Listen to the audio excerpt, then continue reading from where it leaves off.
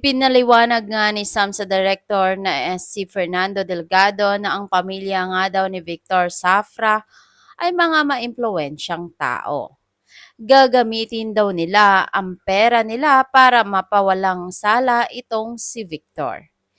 Idinala nga sa safe house itong si Mr. Chan pero sa hindi alam ng mga taga-NCIA na aabangan sila ng mga tauhan ng pamilya ni Victor.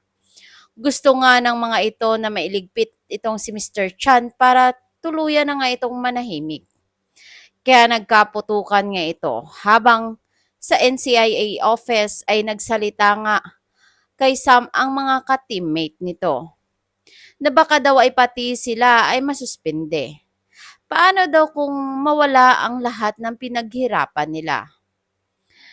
Tahimik na nga lang itong si Sam at sabi naman ng isang agent na ka-close ni Sam, akala daw ba niya ay walang sisihan kahit anong mangyari.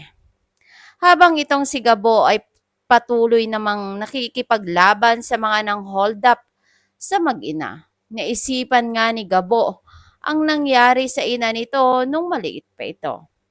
Kaya nauunawaan nito ang nararamdaman ng bata at isinugod naman ito ni Gabo agad sa hospital ang ina nito. Pakaabangan nga natin kung makakaligtas kaya ang ina ng bata. Tuluyan na kayang masuspende ang mga kasamahan ni Sam? Mamamatay kaya itong si Mr. Chan? Yan ang ating pakabangan sa mga susunod pang episode ng Sigabo.